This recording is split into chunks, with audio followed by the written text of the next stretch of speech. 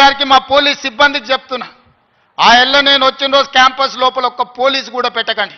ఏ విద్యార్థులు ఏ నిరసన అయినా తెలపనియండి, నిరసన తెలిపే స్వేచ్ఛ కూడా వాళ్ళకి ఇద్దాం. ఆర్ట్స్ కాలేజ్ ముందు మీటింగ్ పెడతా, మీకు కావలసిన 100 కోట్ల నిధులు ఇస్తా. కాంగ్రెస్ పార్టీని ప్రశ్నిస్తా ఉంటే అక్రమ అరెస్టులు, అసలు అరెస్టే చేయమని చెప్పి ఈరోజు అరెస్టుల పర్వం నడుస్తా ఉన్నది.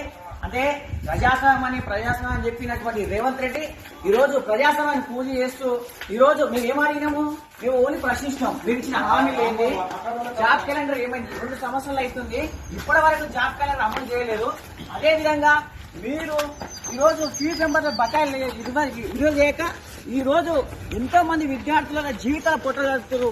మీరు ఉస్మానియా అభివృద్ధి కోసం 1000 కోట్లు అన్నారు, జీవో విడుదల చేసి రమ్మని చెప్పింది. అంతే, అంత మాత్రాన్ని ఈరోజు అక్రమ అరెస్ట్ చేయడం తీవ్రంగా ఖండిస్తాం. ఖబర్దార్ రేవంత్ రెడ్డి, గుర్తుపెట్టుకో, మేము అడిగిన డిమాండ్లను ఈరోజు విడుదల చేయకుండా పోతే మాత్రం వెంబడిస్తామని మేము టీఆర్ఎస్ విద్యార్థులను డిమాండ్ చేస్తున్నాం. ఖబర్దార్ రేవంత్ రెడ్డి, ఒకటే గుర్తుపెట్టుకో, ఫీజు మెంబర్ బకాయిలను వెంటనే విడుదల చేయాలి, జాబ్ నోటిఫికేషన్ వెంటనే విడుదల చేయాలని మేము డిమాండ్ చేస్తున్నాం. ఖబర్దార్ రేవంత్ రెడ్డి.